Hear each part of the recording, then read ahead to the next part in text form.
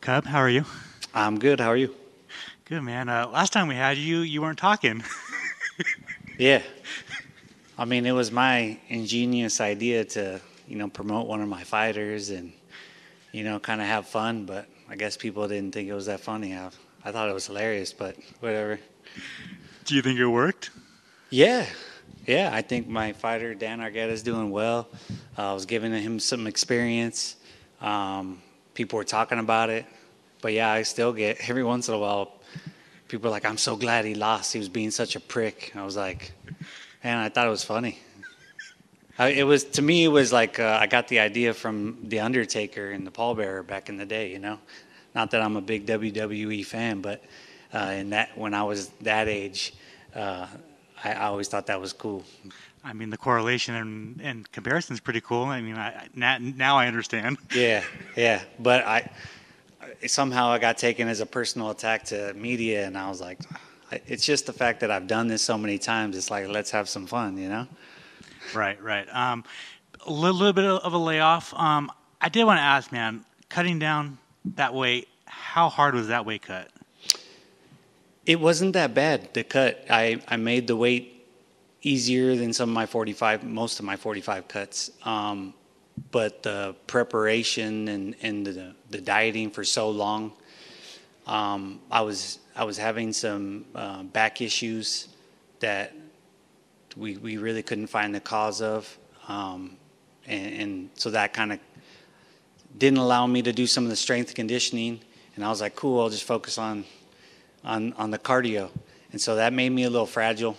And but when everybody was like, that was a mistake, he should never done that, it made me want to do it again, because I know that if I would have done it again, I would have did a way better job. I would have been a little bigger. I just refused to miss weight, and I had never touched that before. But ultimately, when I thought about it, my body took a good 3 months, 4 months after to get back to normal. And I was like, you know what, at this stage in my career, it doesn't make sense for me to do that.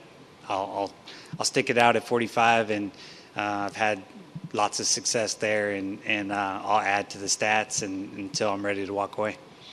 Do you regret that cut, or is it something that you really wanted to do, so you did it? Yeah, I don't regret it at all. I think I would have regretted it had I never tried it. The 135-pound division is so good right now. It's like I was like, I want some of that, and I thought that a title shot was still possible at 135 if I made a statement, had a couple good wins. They'd be like, oh man, he's got a name, throw him in there with some of the big dogs. And so that, yeah, I got no regrets with it. This sport's about, that's one of the greatest things about this sport, is it's not about your record. You get to, as long as you pick yourself up and you rebuild and look better than you did prior, they're going to respect you. So taking chances and taking risks is all this sport is about. And why wouldn't I drop to 35 and give it a shot? What was the biggest thing you took from the loss to Jonathan Martinez?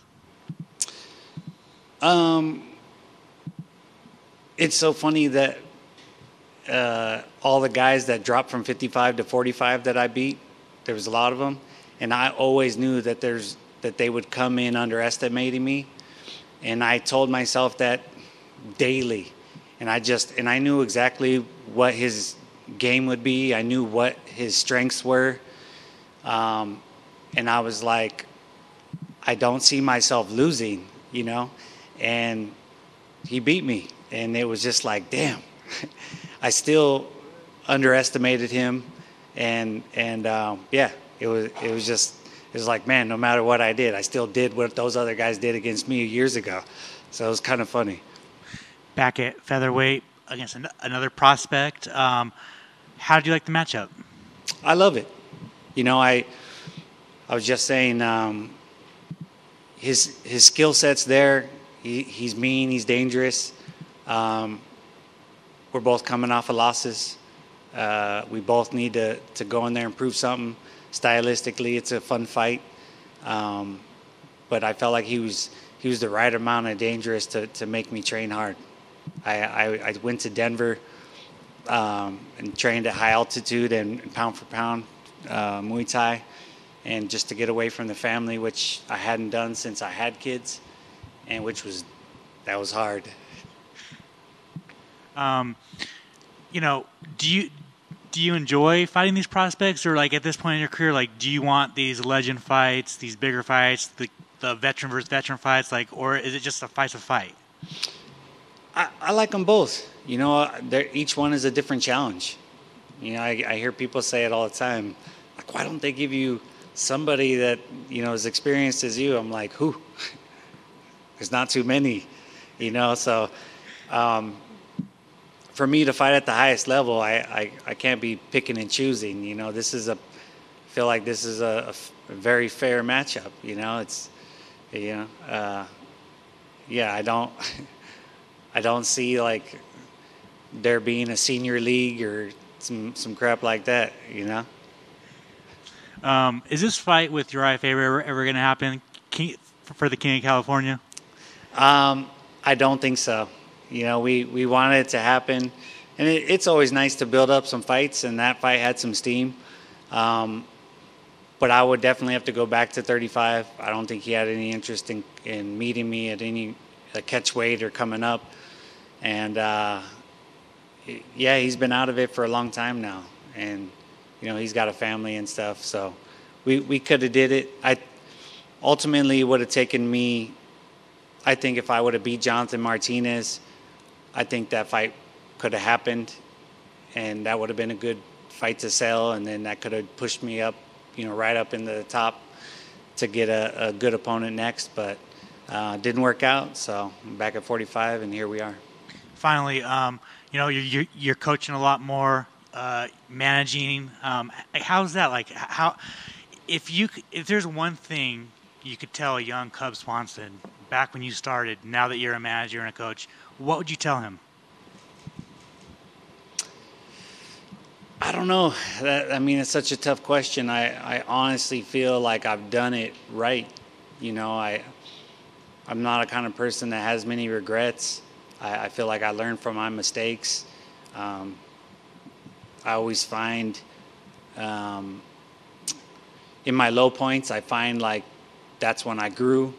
And so, yeah, all I do is I just share. I'm very honest and open with my guys.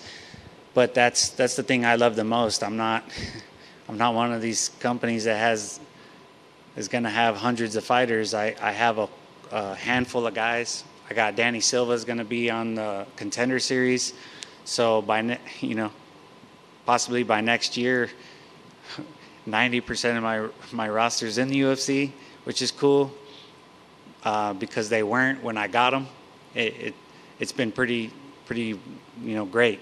But I talk to these guys about their home lives, about paying taxes and about investments and about taking care of their bodies, and like I give them all the knowledge that I have. So to me, it's been pretty fulfilling, and I think that it'll make that easier for me to walk away from this sport competing when I'm ready. Up over here. Obviously, you just mentioned that you help them with taxes and their personal life. I mean, what's it like also being a father figure to some of your fighters?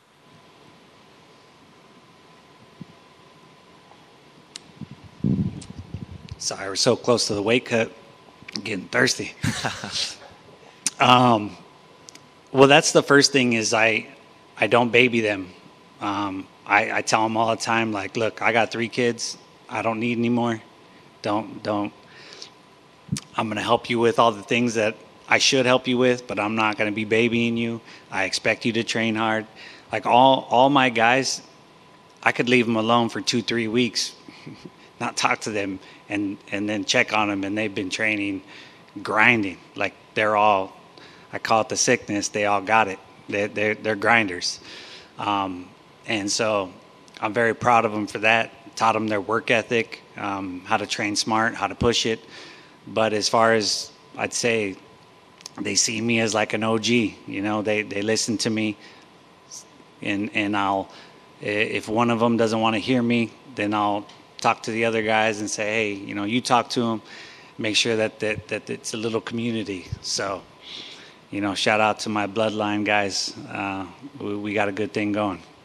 And I saw you mentioned Dan Argueta earlier. It's nice to see where he's going. His last fight ended with a bit of controversy. Just want to see what you made of that fight. Yeah, I thought I think the odds were insane for him to win first round submission, but we thought that was what was going to happen, and he did. We are trying to get that overturned.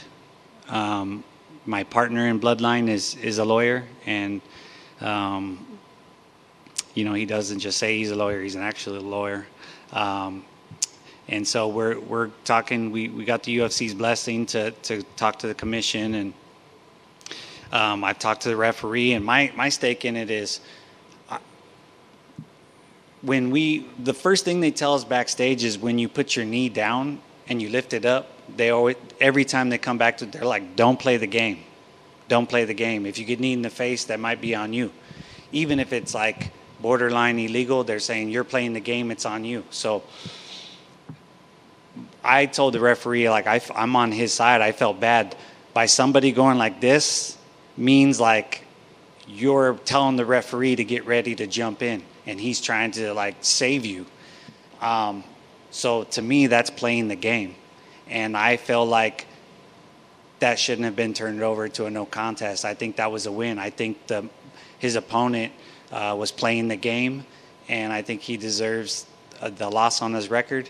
And I think he just retired too, so it doesn't matter to him. But for my fighter, when it comes to negotiating, when it comes to rankings, like, an extra finish on your record and a win as opposed to a no contest, it means a lot. So we're going to be pursuing that to get it turned over. Ultimately, do you guys think you'll be successful in doing that? Probably not. With historically, if you look at him, it rarely happens, but you can't change my mind. For sure. And last one for me, your opponent, Hakeem Dawodu, he last fought against Julian Erosa. Did you get to catch that fight? And if so, what did you make of that fight? Yeah, I got to watch that fight quite a bit, and I know Julian. I thought that Julian did a really good job of mixing it up and being a full mixed martial artist. And a lot of people still struggle with that. We're still such a baby of a sport that, there's not many great MMA coaches. There's still a lot of specialists, and you have to put it together. But to be able to teach people that in between of how do you blend striking and wrestling and grappling, that there's still a big gap there. And I think Julian took advantage of that in the fight and made it really difficult for Hakeem and dropped him, I think, twice, which, it's like why Frankie Edgar would outstrike people. As a boxer, he wasn't amazing, but as an MMA striker, he would tag you and you're like, how is this guy hitting me? But it's the way his level changing and the way you mix it up as a complete mixed martial artist. So I think that's what I'm going to need to do in there is show some of my skills that I've learned over the years and show that it's not just like a kickboxing match. This is a full MMA match. On that note, some of your former opponents have gone to try to just do boxing, like Jeremy Stevens, Jose Aldo. I wonder what your thoughts are on some of these. A lot of ex-UFC fighters going and trying to just do that one discipline. Hasn't really looked that great for the most part. Well, I mean, I'm happy for them because it's combat sports. So, seeing that some of these boxers doing MMA and doing kickboxing, it's like I'm always like impressed. I think that's awesome. To compete in jiu-jitsu and other sports, like do it all. Like test yourself. I would love to. I don't know if I ever will, but I'm proud of those guys for trying something different and finding, love in a new sport that's very similar. It's like a cousin sport, But yeah, they're out there making money and doing okay. But the way they look in there doesn't surprise me because I've been in a pro boxing gym since before I fought Takaya which was before I fought Aldo in WEC. That was when I started going to a pro boxing gym. I was maybe one of the first. And I was sparring pro boxers, and it's so different. And I literally would spend all my time at a pro boxing gym sparring pro boxers and then go to Jackson's and then switch to MMA. And I hadn't thrown any kicks or did any MMA sparring. And I would have to make these simple adjustments. So people don't realize how different it is. And if you think that you can just go boxing, it's not. It's very different. The way you move, the way you stand, the distance is probably the biggest thing. We stand further apart than our opponent in MMA, and it's huge. The fact that you're barefoot, that's huge. Like, people don't think about that, but it makes a huge difference. So, when I fought Duho Choi, my main sparring partner was Virgil Ortiz, and he was like 19 years old, and I was sparring this dude, and then it just the translation and the speed of strikers from MMA to boxing is different. But I'm proud of these guys for going out there and trying it and doing something fun and making money. It's cool. Well, that Duho Choi fight was one of the greatest fights of all time, so congratulations on being a part of that, and Thank you. hopefully we'll see some more exciting action on Saturday. That's the plan. Appreciate it, man. Cool. Thanks, guys.